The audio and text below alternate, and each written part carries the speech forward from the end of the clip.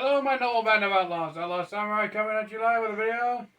Well, today we're making kind of a classic that pretty much I think everyone's had it on the holidays at least one time. Classic, good green beans. The way Mama makes them. Now, what you need for old-fashioned green beans is obviously fresh cut green beans. Canned will work good if you can't find any or if fresh cut's too expensive nowadays. Bacon, any kind will do. Applewood, hickory, bacon to your taste. Butter, your seasonings, and water. And we're going to be putting them in this big old stock pan, just for simplicity's sake. Now, first we're going to let the pan heat up a bit. If you have a stove with numerical numbers on it, I'm just going to say put it on 7 and let it heat up.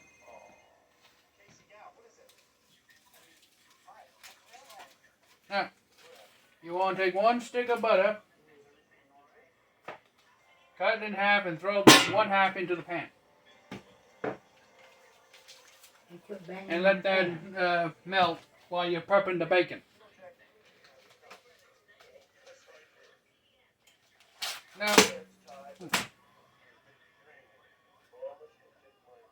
okay, I have to put this thing to a stop anyways. Now, the bacon I'm using is Applewood smoked bacon, great value. Again, it doesn't really matter what kind of bacon you use, so long as you put bacon in it.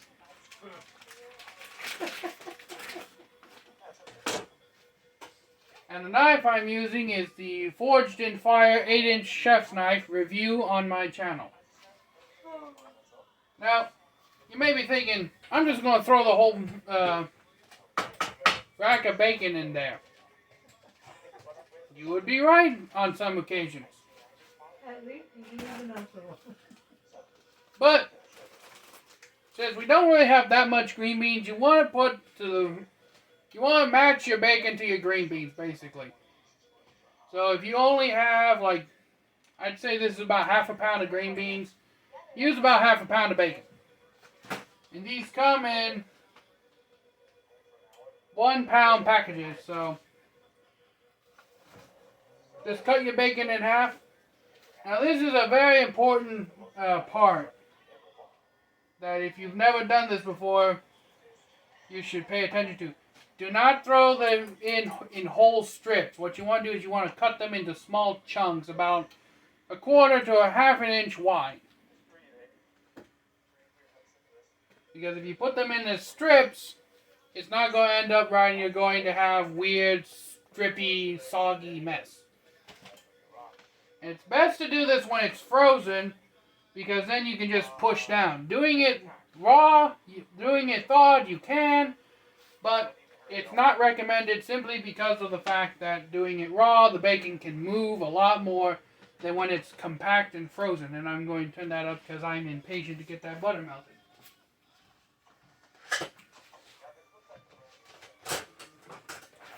You want a long spoon for this. Just get the butter nice and melted. Now what the butter's going to do is 2 things. 3 things. 1, keep stuff from sticking to the bottom of the pan, especially the bacon, because the bacon will stick if you don't watch it. 2, it's going to add that buttery, salty flavor, so we don't have to use as much salt. Or really any salt at all, because you're going to get salt from the bacon and salt from the butter, and some salt from the seasoning, but always add that little extra just for flavor and to say you did so. What spoon are you using? Then, as the butter's melting, we're going to go back to prepping the bacon. Like I said, you want to do it in about 1/2 inch to 1/4 strips. And don't really worry so much about separating the bacon, because the bacon will separate naturally as it cooks. Getting more to the right size. Cut that back in half.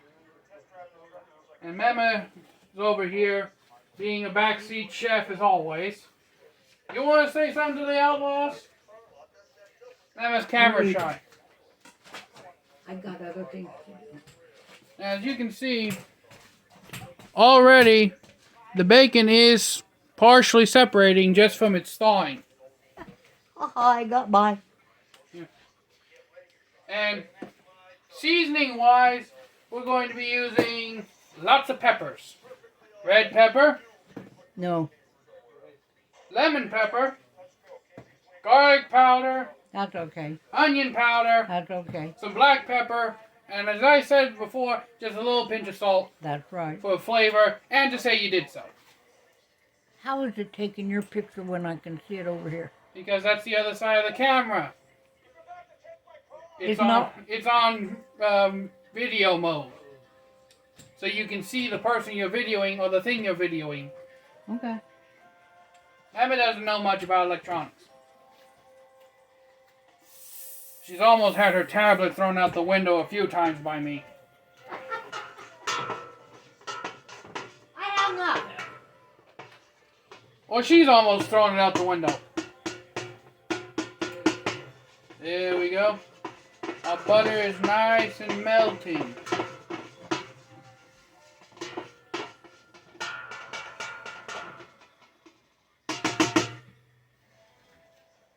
Next. This is a good way to tell if your pan is hot.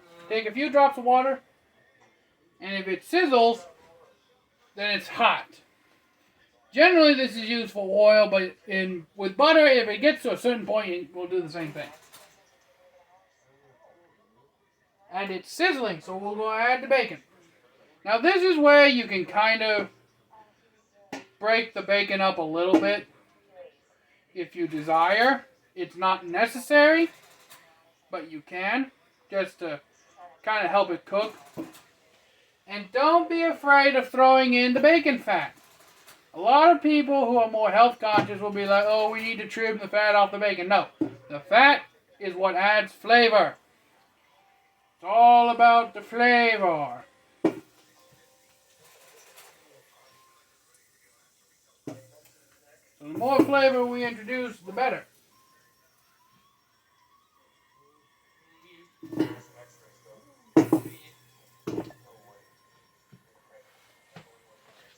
Now, since I'm impatient, I'm turning this up all the way to high. But if you're going to do this slowly, I suggest keeping it on 8 or 7 and just letting it heat up naturally. In the meantime, we're going to prep the green beans a little bit.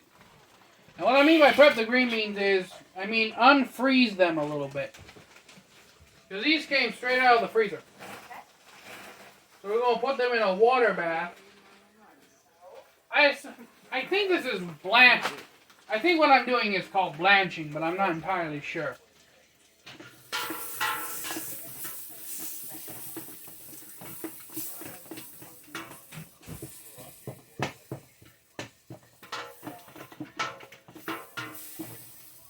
Alright, now that we've given that stir, we're going to cover with the lid. Now, you're probably wondering, well, what are we going to do with the other half pound of bacon? Well, that is where your freezer comes back into play, because you're going to put this back in the freezer for a later date.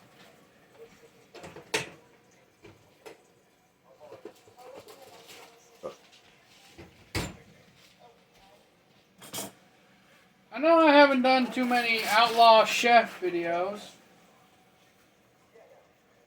but I figure my... the hell was that?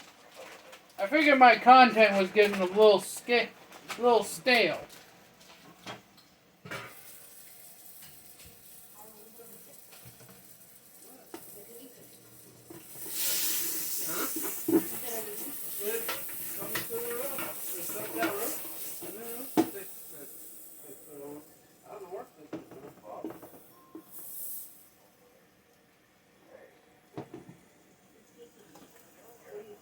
Turn that down because my pen's blowing.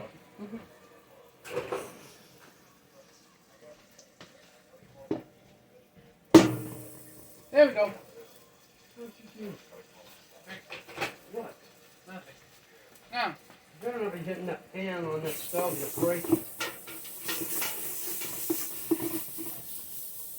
apparently we got a charred mark already.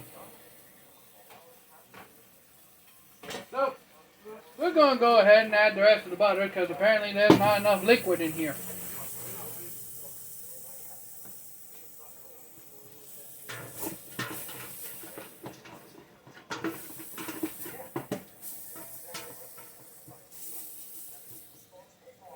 Plus, it will help get some of the charred bits off the bottom.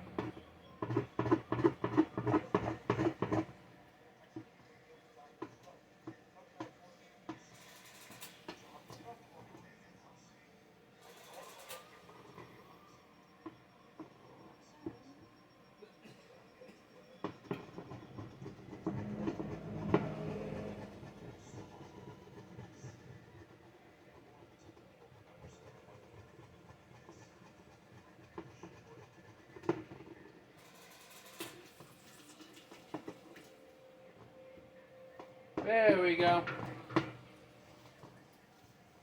And you want to cook the bacon and such first, so that releases all that good juice, the bacon grease, the everything into the pot.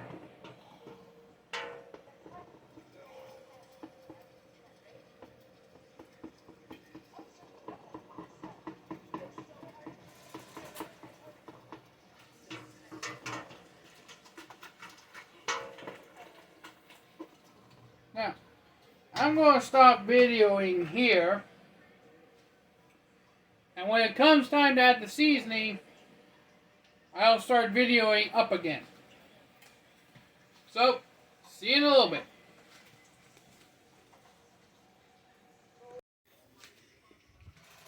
Hello, my noble band of outlaws. Well, I'm back. It's time to add the seasonings to our bacon.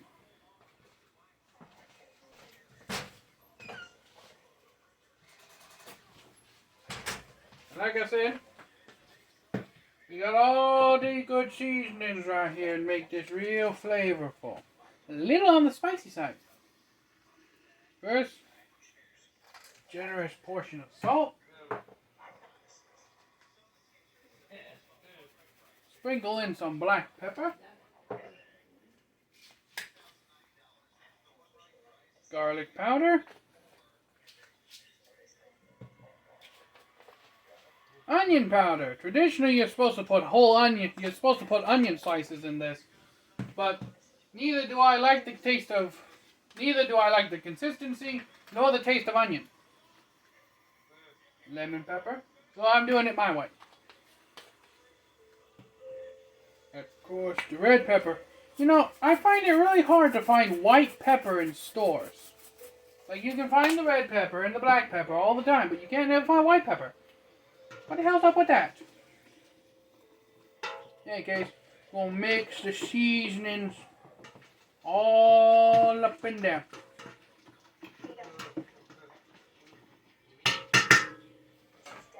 Now,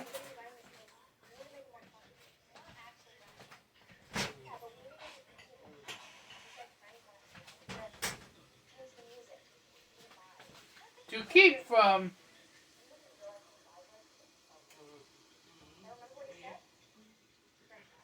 everything getting too overly friendly in the pot, or in this case sticking to the bottom, we're going to add just a bit of water to this, just to kind of keep everything from sticking and to kind of broil the bacon a bit. So, I'll see you again when it's time to add the full green beans to this mixture.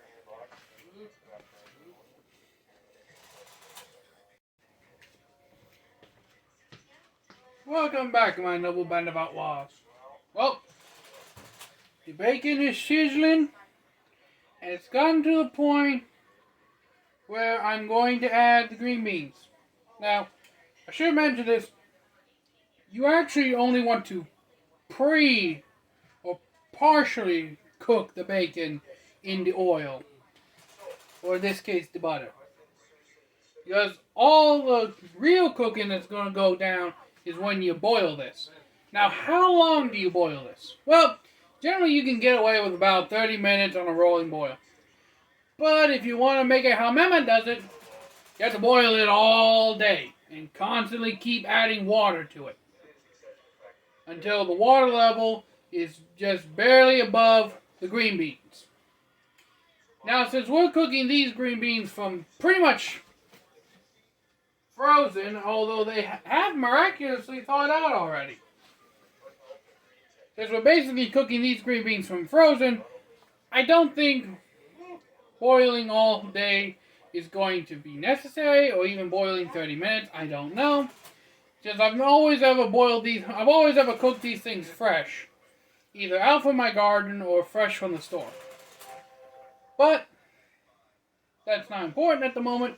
What's important is that we get these in the pan because that smell. Oh God, this is heavenly. I swear, cooking these green beans will put you right back at Grandma's during the holidays. And let me tell you something. Whenever Mama makes these green beans during the holidays and such, everyone has to watch the pot around me, or else I will eat all of them by myself. Now, here's something you want to keep in mind when you're snapping these things.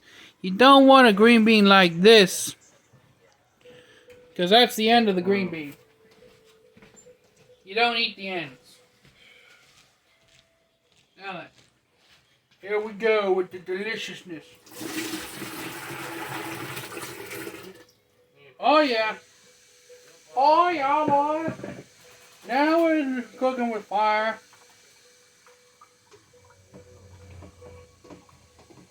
Give that a good stir. Want to give this a good stir since you added the green beans, because you want to get all the stuff that's stuck to the bottom, all the tasty bits.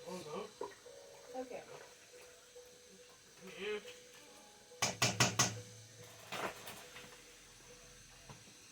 And if you've done it right, this should be your result. I know it don't look very appetizing as is. But, as you know, we are not done yet. So I can just get this bloody camera to realign the way I want it. Close enough. Now, honestly, I'm going to be adding just a little more water because I don't like how the green beans are floating so close to the surface. Oh.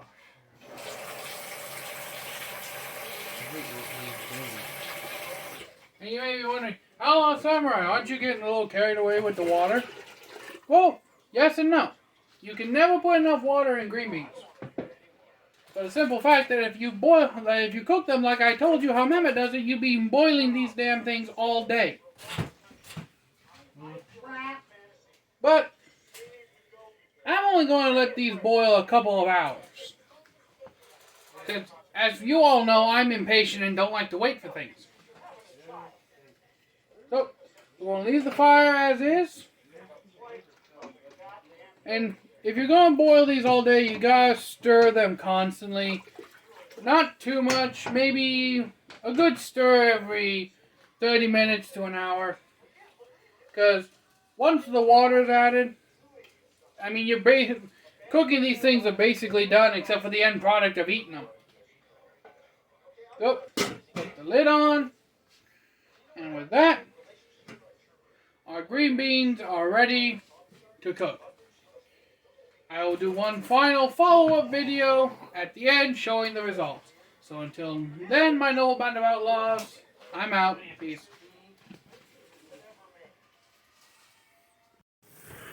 Hello, my noble band of outlaws. Outlaw Samurai coming at you live with a video.